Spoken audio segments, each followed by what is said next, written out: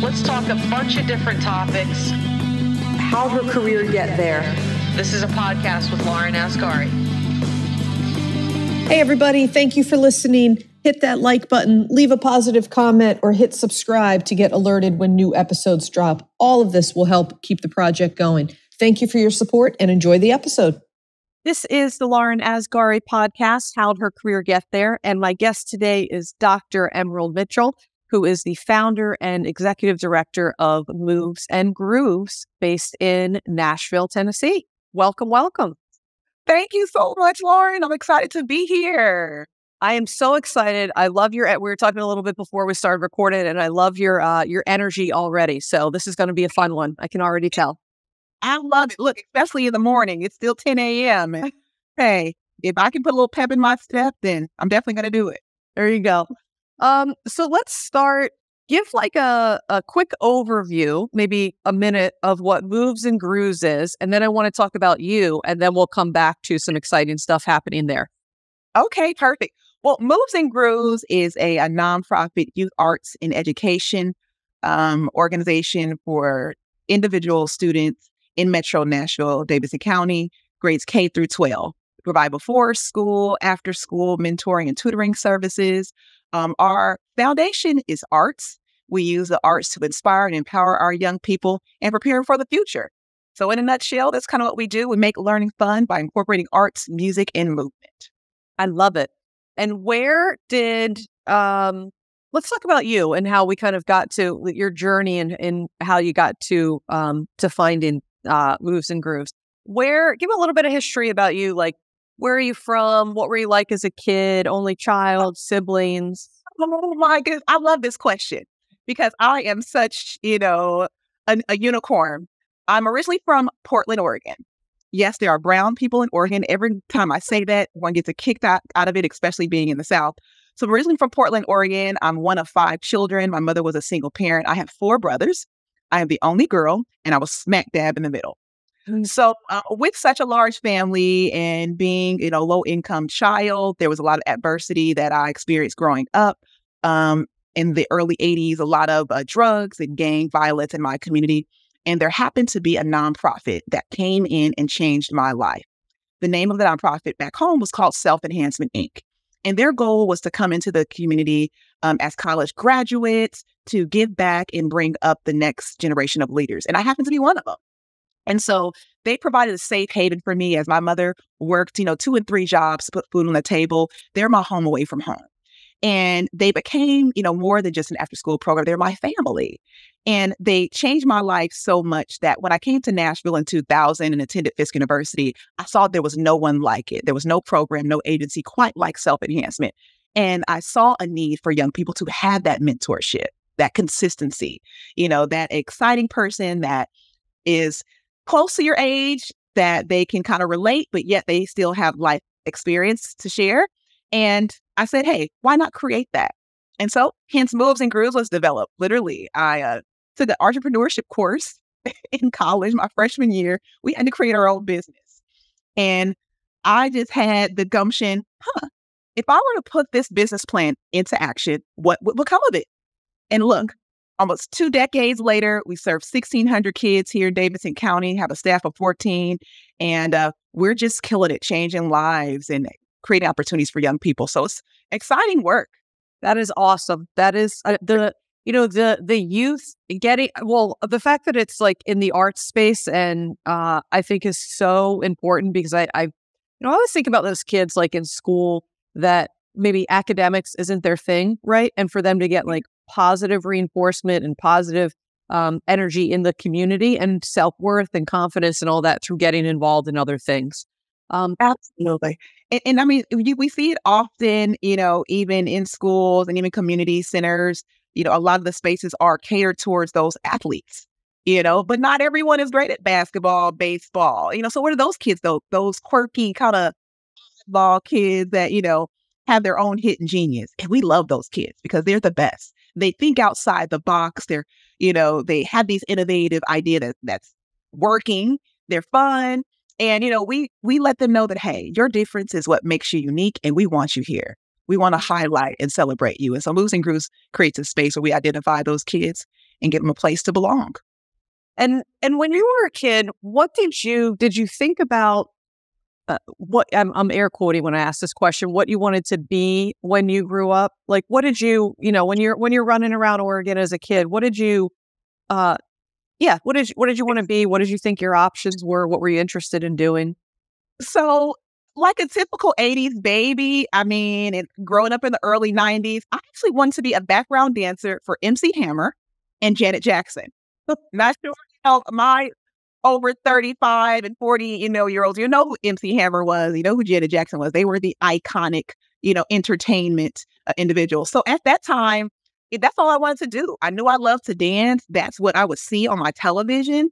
Are these stars having a good time? And that's what I wanted to be. I wanted to be a background dancer. I had the moves, or at least I thought I did. And, that was my dream and aspiration. It was crazy because as I learned more about myself, I realized that, I didn't like the audition processes, especially to be a background dancer. You have to audition a lot, be in a big city like New York or LA.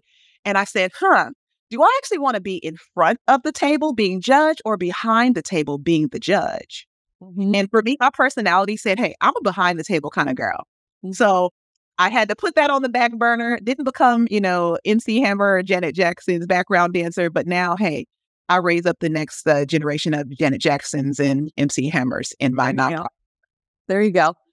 So did your nonprofit start like right when you were out of, did you go, well, I don't even know, actually, I should clarify. Did you go to college? Did your nonprofit start, or you did, I'm sorry, you said that earlier. Did your nonprofit start right from school? I know you studied entrepreneurship. A little phone call from my daughter. So yes, I was the first in my family to attend college.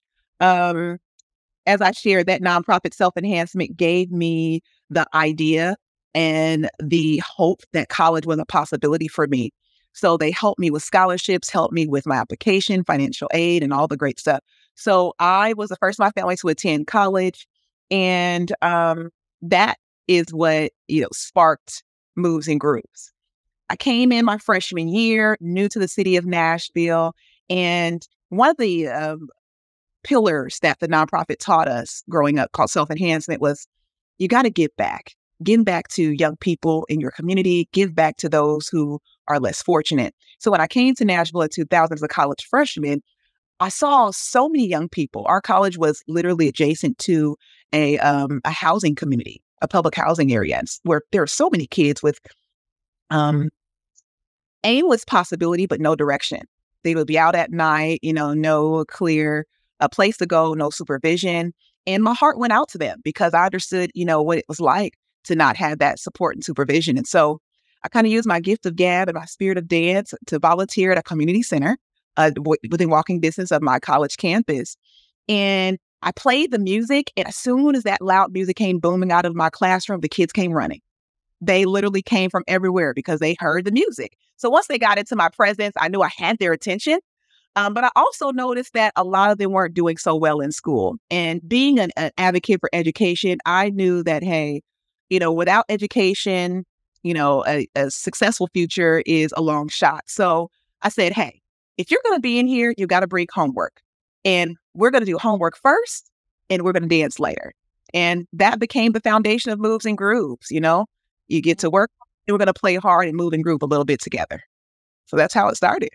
What was going back? I'm thinking about your childhood a little bit. What was the one or two things that you remember from your childhood being either something that you learned from your mom or something that you remember, like a lesson as a child, besides the giving back, which you already mentioned? Not a lesson. Let me rephrase that. A personality trait that you had as a child or that you saw in your mom that you kind of carried with you through your life.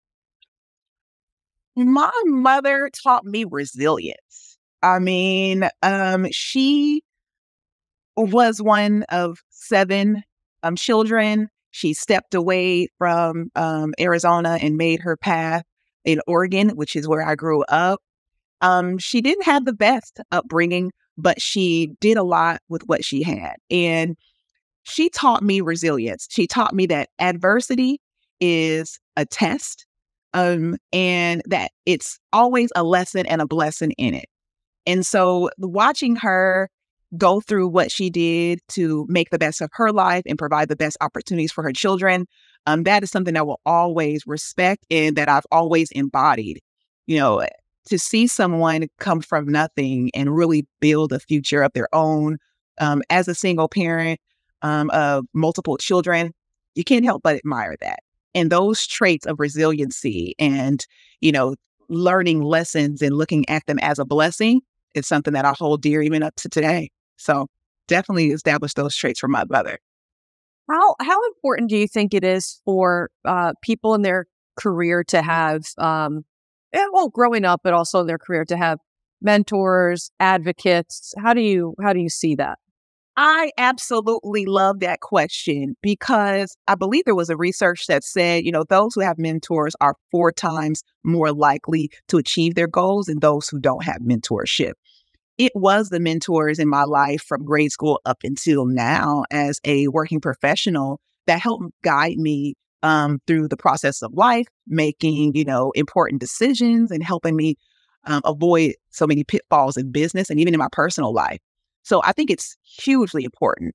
Every individual should have a mentor, someone to champion them, someone to celebrate them, someone to also say, maybe we can rethink that, reevaluate that decision and do it again. So I think it's hugely important for young people to have mentors in their life, to guide them through those critical points and just, have someone to champion them throughout life. So huge mentor. What would you say, speaking to your younger self, what advice would you give young Emerald? Oh my goodness. The advice I would give young Emerald is, that everything will be okay. Don't overthink things. People will come into your life for a reason and for a season. It's okay when it's their time to go. Don't be attached so much because I think for me, I am such a relationship person. And this business and starting it really showed my vulnerability. And so anyone who came into my space willing to help, I got excited. I'm like, oh my goodness, they're here to help. We're going to do this together. But then, through time, I realized that not everyone stays. And that's okay. This vision wasn't given to them. It was given to me. But I'm grateful for the time that they're with me and what they've contributed and how they've poured into my life and to the business and, helped us get to that next level. And so now, opposed to being sad when, it's time for a person to go, I get excited because I know with one door closes, another one opens, and it usually is a door that I need to get the company to the next level. So I'm excited. So I tell my younger self, don't sweat the small stuff. You got this, girl. Stay encouraged, stay focused. You're going to blow your own mind and inspire a community at the same time. Beautiful. Beautiful. Well said. What's the best part about your job? The best part, and it sounds cliche, especially when you're working with kids, is to know that you were the difference maker. A child that comes back to you 5, 10, 12 years later that says, hey, Dr. Mitchell, if it weren't from you, I would not be the person that I am today. That is the reward. Because I think, as individuals in this line of work, whether you're a teacher or, you're just pouring into young people, it's delayed gratification sometimes. You get those unruly kids, and even as a parent sometimes, you can be hard and tough on your kids and, they don't appreciate you in the moment, but the discipline and the time that you're kind of on them, it's for their own good. But, they don't know that at that moment. So the same thing happens, in nonprofit work. When these kids come back and say, Dr. Mitchell, you and the Moves and Grooves family really strengthened me as a person, helped me identify who I was, helped me to become empowered in my voice. That's the reward. I remember one of my first students, and I always tell this story. She's probably going to get sick of me always talking about her, but it's one that stands out because she was my first. Her name was Summer Shack. Remember, I started this nonprofit when I was a college freshman and new to Nashville. So to be honest, I didn't really know what I was doing, but I knew I wanted to serve. And I knew that I had the gift of inspiring kids. They call me a kid magnet. Kids like me, I like them, and it just worked. So there was this one young lady. She was a fifth grader in my class. I'm at Dalewood Middle School. And she was spunky. She kind of had a little attitude, a little bit, but she was smart. And I connected with her because she kind of reminded me a lot of myself. And, comes to find out as I learned more about her, she had two parents who were incarcerated, one was, drug addicted. She had, I believe, 8 siblings, but she wanted better for herself. She wanted to be different. And I connected with that. And so she and I, we'd have our check-ins, even after Moves and Grooves at her school. We'd go, shopping on the weekends. I remember bringing food over to her house for the holidays, and we just established a huge bond. She went on to get a full ride scholarship to Belmont University. Yes, she did. And even during her graduation, she invited me there. She allowed me to be a part of that celebration. She thanked me, as being a transformational person in her life, because I was the first person that she said, listen, who she truly felt cared. And just back to your first question, that is the reward, in doing this work, seeing someone realize their full potential and know that you had a part in making that happen. It's priceless. That's what this world is about, It is such a beautiful thing. And I think about this all the time, and particularly with children, because I feel like as children, we all I only know my own experience, but, I feel like people can say something to a child and to an adult, by the way, but that they don't even realize, positive or negative, the impact of what they say can have on the person's life. And I always think about the ripple effect of what we do. And that is a prime example. And not to say that she would or would not have gone on to do amazing things had you not met her, but you obviously influenced her, right? And so when you think about that and what that means for her life, and then her future and future generations beyond her and her world, I just think about like the act of kindness that you did and the ripple effect of how that will hundreds of years down the road through her experience. Absolutely. I mean, I think that's just the difference of a purpose-driven life. I think, we are blessed to be a blessing to others. We've got to give back. We've got to pay it forward. And, that's been a lifelong testament. When I think about the legacy I want to leave on this earth after I'm gone, I want it to be, the people that I've touched, the lives that I've touched, the young people that have grown through being inspired by my life, inspired by the agency, and, that's changed their life for the better. So that's what it's all about, having purpose, giving back, and knowing that you've left this life better for someone else. Mm-hmm. I could not, you summed it up perfectly. I could not agree more. And I almost feel like it's not like a responsibility in terms of like a negative thing, but I almost feel like if you were fortunate enough in this world to have that mentality, you almost can't not do it. It's just, you almost, yeah. Yeah. And I think once you have experienced it for yourself, I think what's beautiful about my story is that I was that child who needed someone, didn't know that I did. And I think that's also the power of a village and community coming together. My mother did the best that she could, as most parents do. But as we know, parents can't be everywhere all the time. So kind of back in the day, where we had those latchkey kids coming home and it was the neighbors to make sure they got in the door safely and, they weren't hanging out after dark. Moves and Grooves wants to be that village, that community, for young people to say, hey, we're watching you. We're holding you accountable because we believe in you and what you can be and have. And we want to make sure that you stay on that road to greatness. So, it's worthwhile to see that happen. And like I said, to know that, we had a small part, of a person's success. And I love that you just said holding you accountable, because I think that that's also, again, one woman's opinion. I think that's also such an important part of people. And, I'd say with my own children, just building self-confidence and self-value is, you have responsibilities and accountabilities to yourself, to others, and to the world, and holding them to that. So I think that's awesome. Absolutely. What is the underbelly of your job, or the not so glamorous part, or the harder parts? The not so glamorous parts of my job. Well, I had to experience a not so glamorous part the other day, which is letting, someone go who may not be a good fit for the organization for a variety of reasons. That's not so fun. Also, identifying that, I can't help everyone.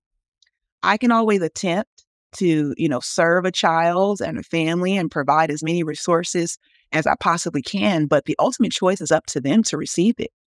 I think that's the sad part, of knowing that have attempted to invest in a child, or you have invested in a child, and they just weren't, receptive of the service. I think, even as parents, sometimes, we beat ourselves up, when our kids don't make the best decision. And sometimes we look at our kids' greatness as our, report card of our parenting. I think the same thing happens when you're working with kids. You want to see them grow. You want to see them succeed. But, sometimes external factors beyond your control, prevent them from doing that. So I think that's the sad part, about, this job and this work. I want to see every person who comes through our program succeed and really establish, who they are in life. But unfortunately, that doesn't happen 100% of the time. So that's kind of the sad, quote unquote, ugly part of the job. Kind of getting a little personal. I think also in this work, for me as a woman of color in the nonprofit space, we're not always given the same opportunities as our counterparts, even when it comes to funding, especially when it comes to funding. Even with the acquisition of our land, there were a lot of hoops and a lot of barriers that I was faced with that a lot of, my other nonprofits who haven't been in existence as long as I hadn't, had the same impact numbers or, that we've had. They didn't have to do that. And so I think that's the ugly part and sad part about the work, where it's not equitable. It's not equal when it comes to funding of female African-American led nonprofits and our counterparts. So I've seen that. I'm in a women's entrepreneur group. And the same, I mean, it's, not a secret, unfortunately. The same has been their experience in the for-profit world when it comes to funding. Absolutely. And I think that's where, it is really important, for us to share our story and even, sometimes collaborate. And you talked about mentorship and partnership, because sometimes, it's not what you know, but who you know. And so getting out there, collaborating, with other groups to help elevate your voice, raise awareness, and even just partner can kind of bring some more attention to your cause and hopefully put you in front of people who can make a difference, where they see past color and really look at impact. And that's the way we want it. Yep. I appreciate you sharing that, because I think that'll resonate with the audience and certainly, to your point, to further bring awareness, right? And the more that we talk about it and it's part of the dialogue, the more, people can start to put their eyes on it, and we can hopefully, get some change there. So absolutely. That's the goal.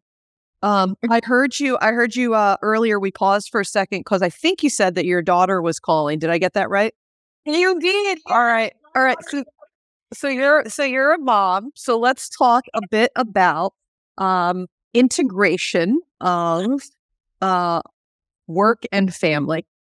Oh my goodness. Yeah, just your experience with that. I don't think I've ever been asked that question. It's such a cool one. So believe it or not, I know I look about 25.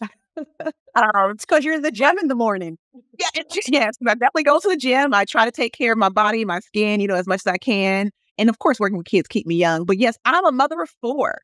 I have 4 children. My son is 21. I have a daughter who's 18, a daughter 17, and a daughter 12.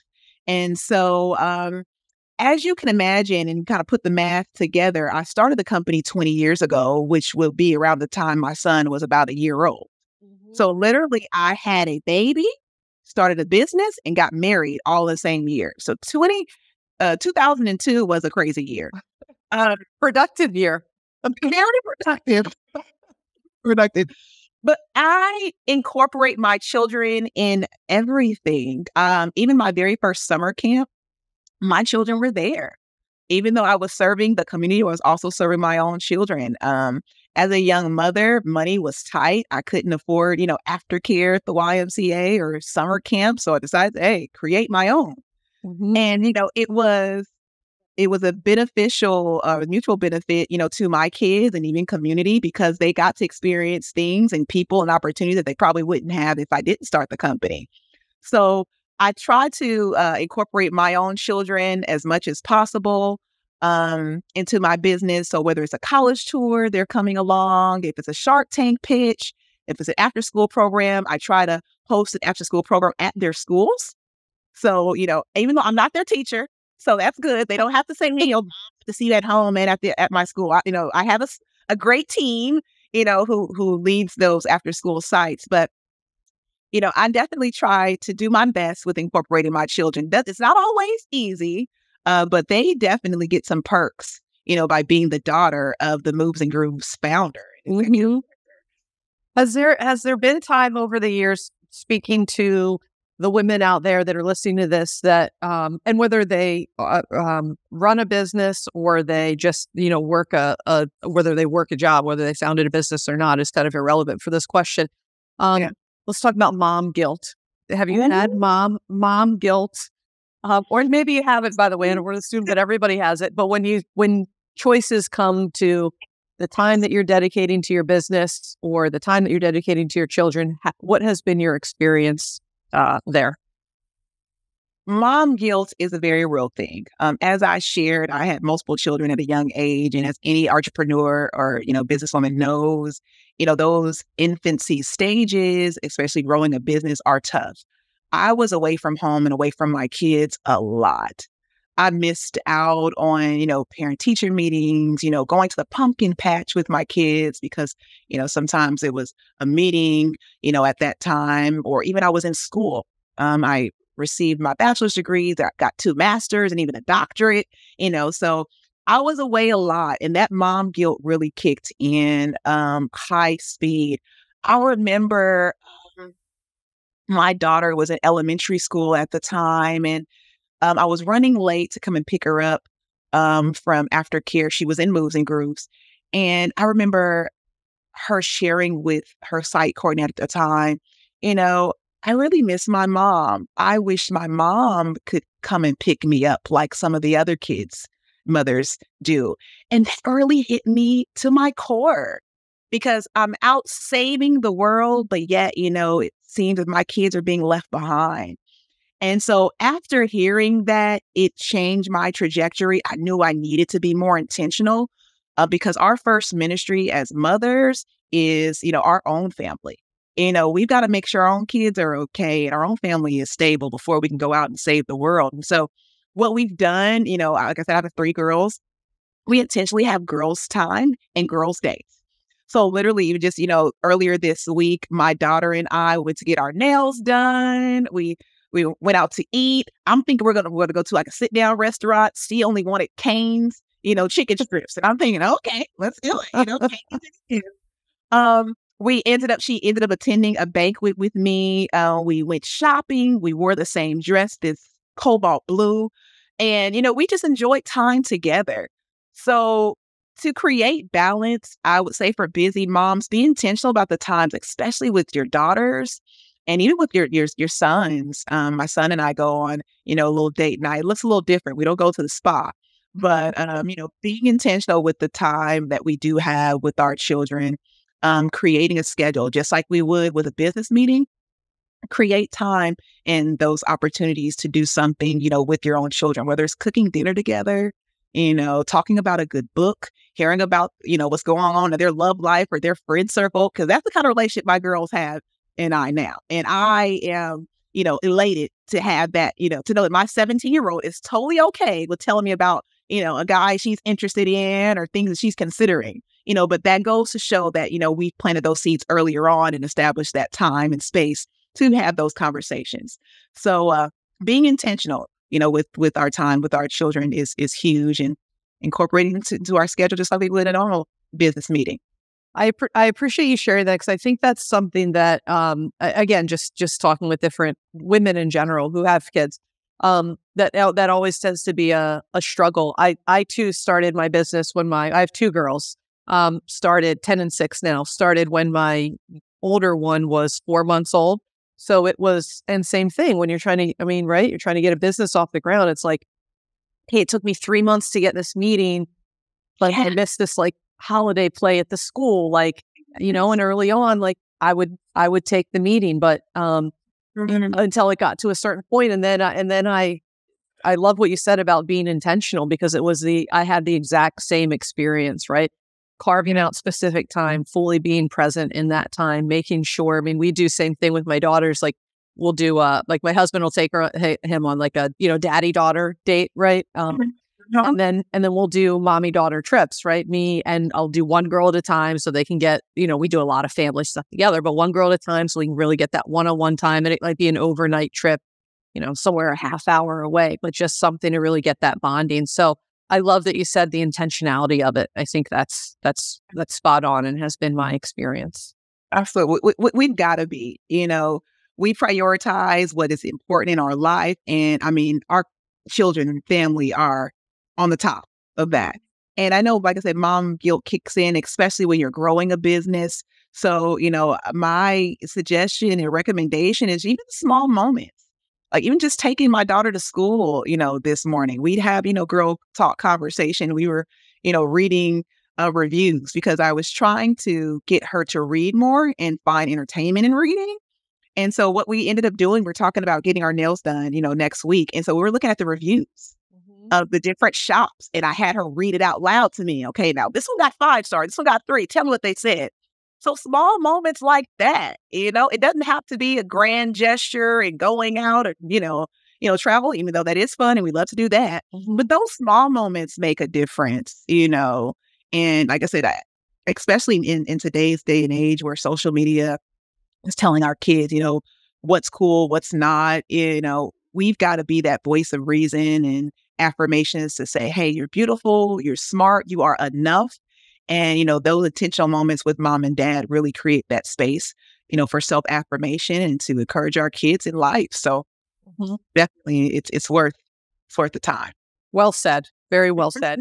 How, I want to talk about some of the exciting stuff going on with Moves and Grooves. But before I do that, getting a little cold in here. I'm going to grab my sweatshirt real fast. Talk to me about it, and 2 masters I didn't even know. After 2 master's degrees, where did you find the time? What are your degrees in, and what prompted you to do that along the way? Oh my goodness. Okay, so I am, a lifelong learner. I'm a professional student. I love learning. Can't say that I love school, but I love to learn. And so a part of Moves and Grooves, the tagline is where the sky is the limit. And to be honest, I pursued this higher education to really be the living example to my students that, hey, it doesn't matter where you come from. You can be your best.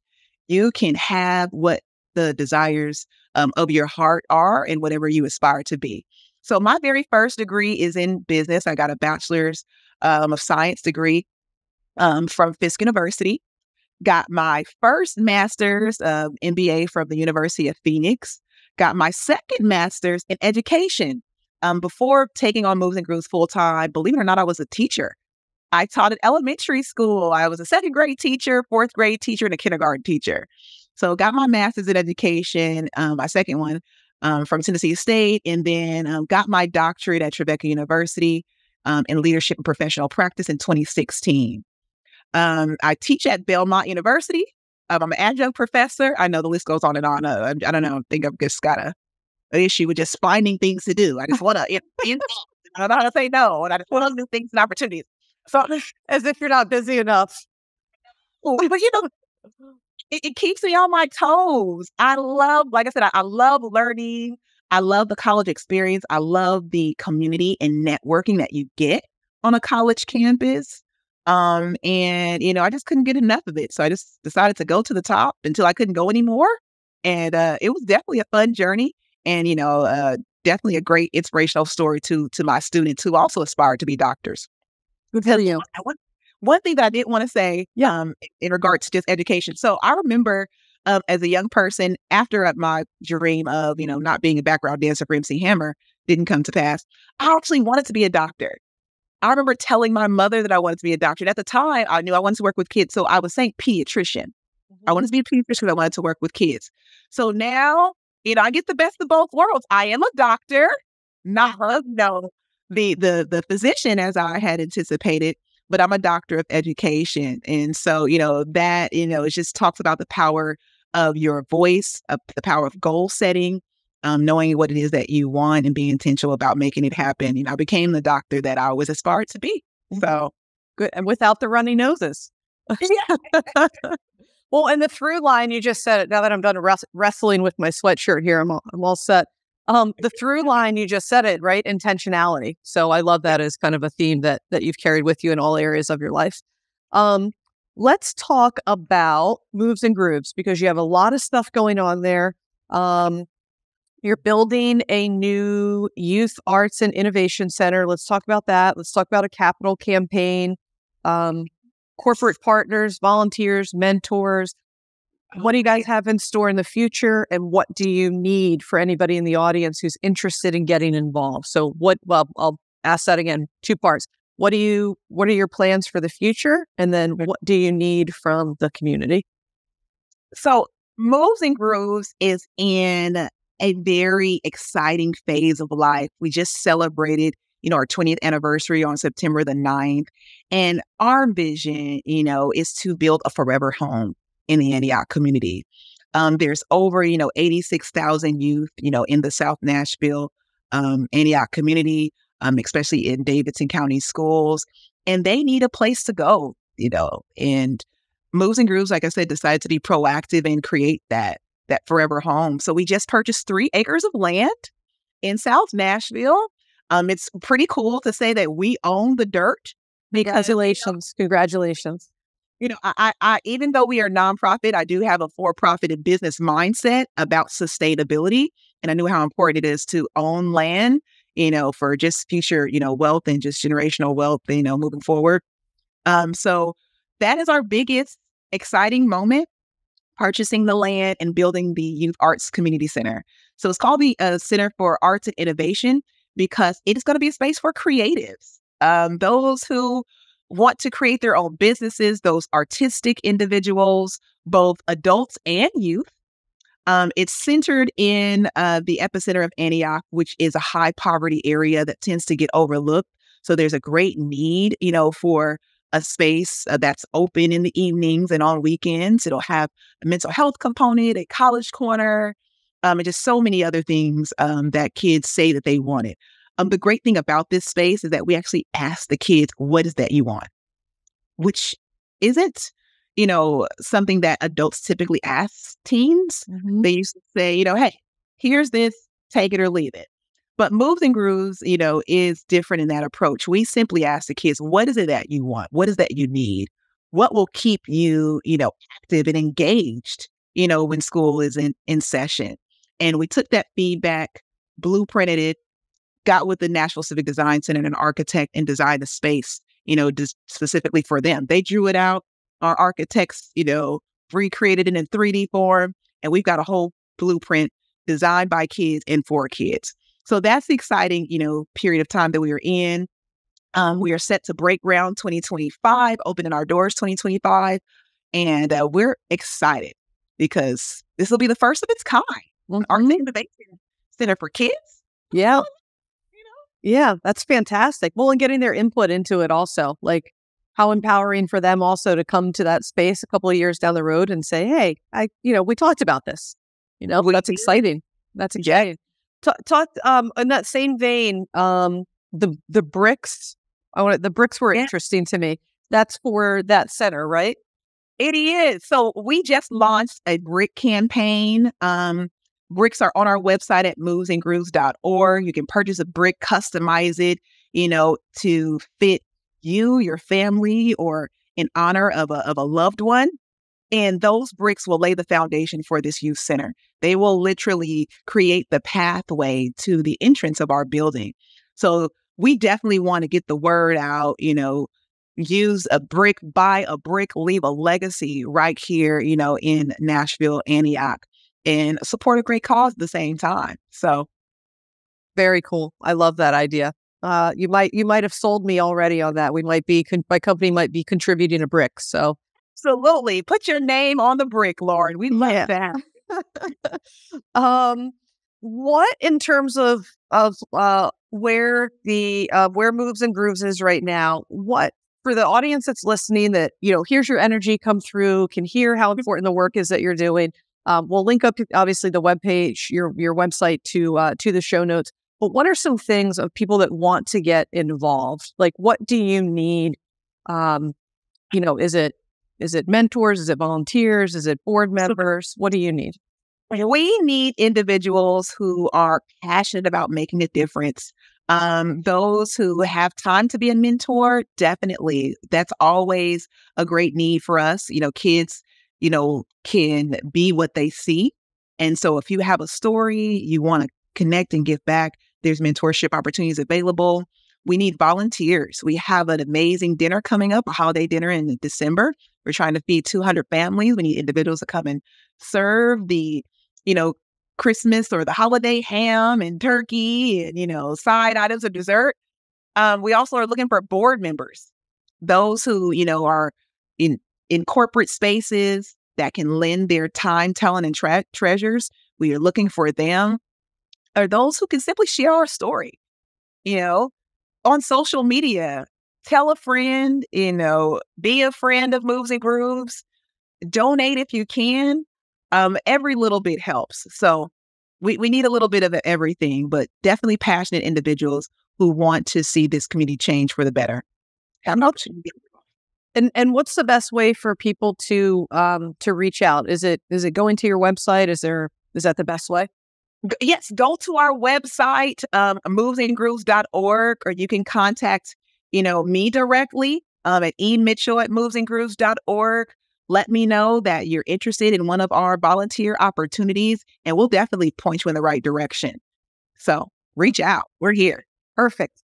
I have one more question for you before we get to rapid fire, which I'll explain in a second. But is there anything else that we haven't touched on that you want to talk about? Anything else that I want to touch on? I would say, anything I want to touch on? Just the power of women. Mm-hmm. I don't know. I would say, and just also the power of a village. So there's an African proverb that says, the child who is not embraced by the village will ultimately burn it down to feel its warmth. And I always state that powerful quote because I think we see a lot of violence and anger coming from our young people.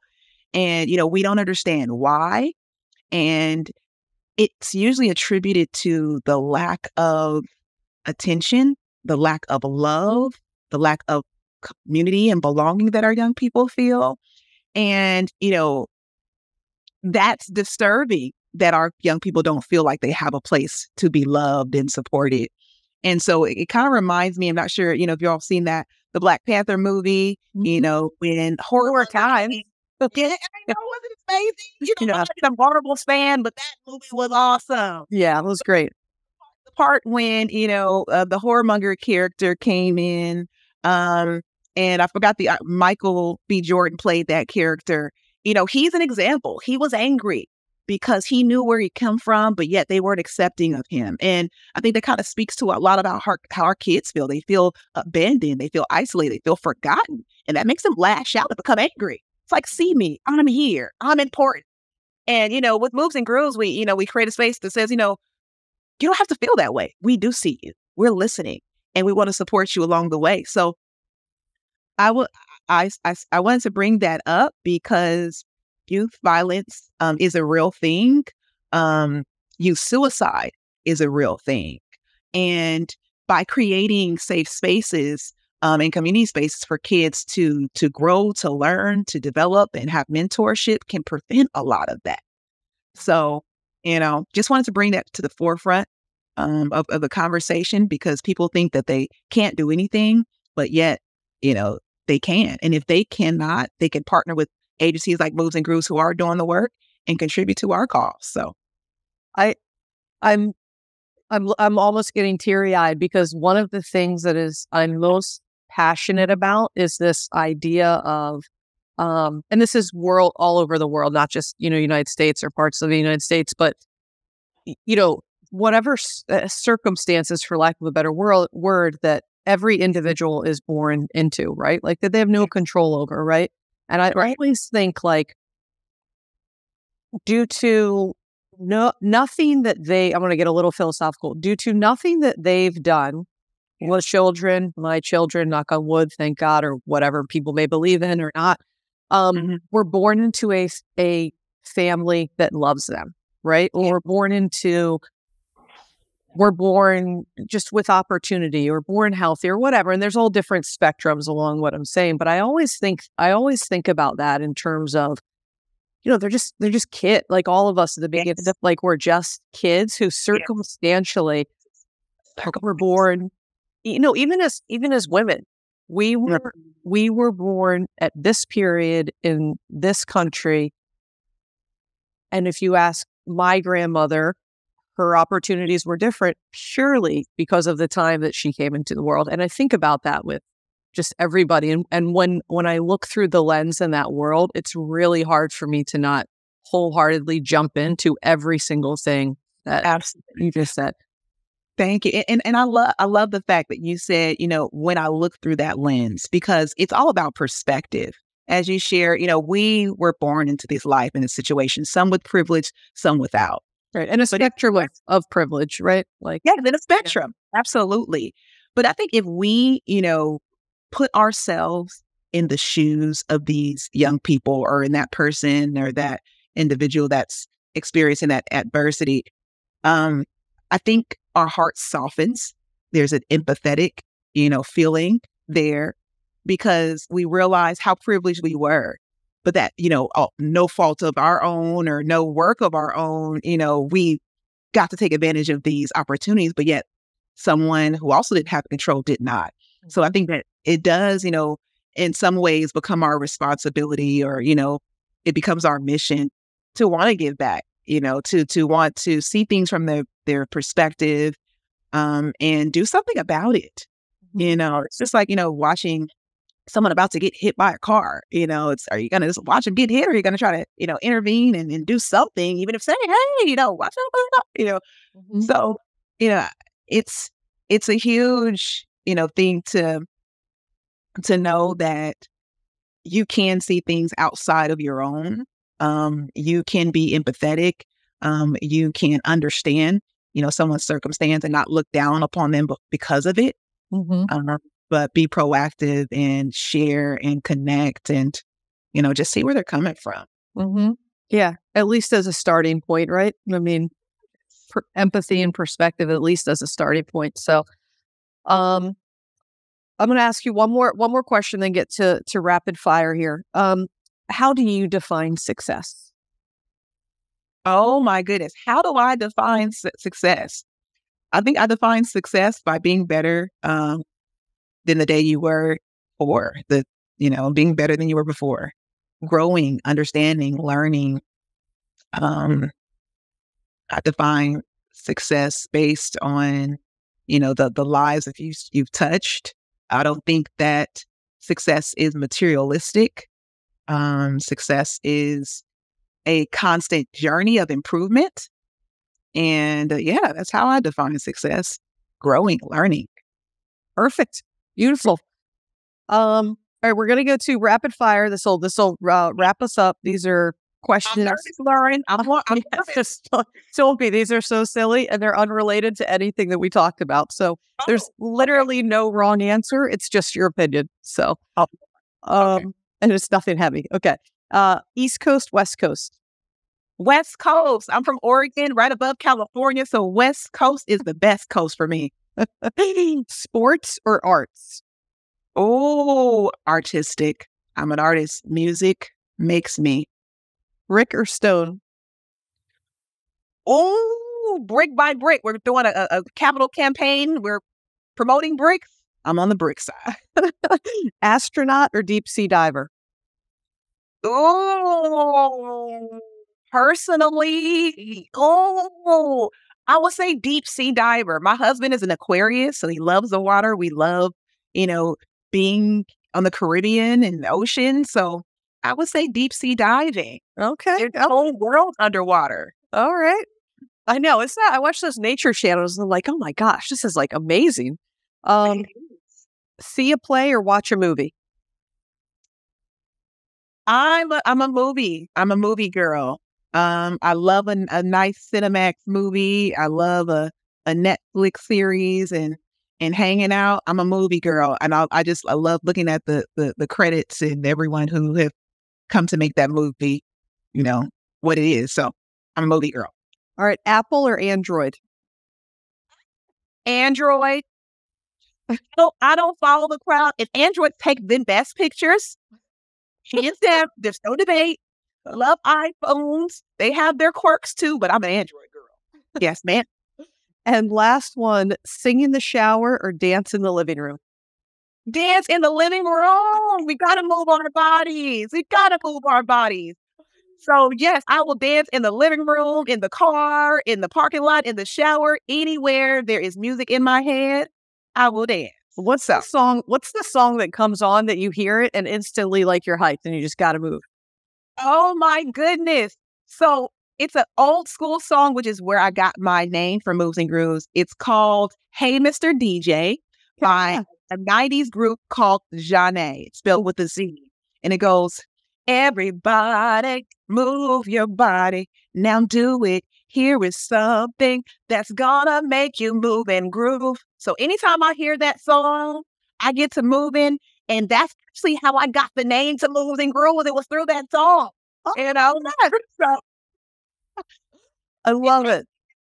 Nostalgic, and it has a nice, cool beat to it as well. So I know the song. Being I was born in the early 80s, so child of I'm with you. The 80s and 90s. Yeah. So all right. That is it. I so much enjoyed this conversation. I love your energy. I love what you're doing. I love your story. I wish you nothing but much continued success in everything that you're doing there. Very important. Thank you so much. Thank you for the platform to share my story, Lauren. I mean, without individuals like you, helping and partnering with ladies like me, our voice aren't heard. So thank you for sharing my story to the masses, and kudos to you on just being a boss and running this podcast. I love it. This is the Lauren Asghari podcast, How Did Her Career Get There? And again, my guest is Dr. Emerald Mitchell. Thank you so much, and we'll see you next time. See you then. Thanks, Lauren. Thanks. Let's talk a bunch of different topics. How her career get there. This is a podcast with Lauren Asghari.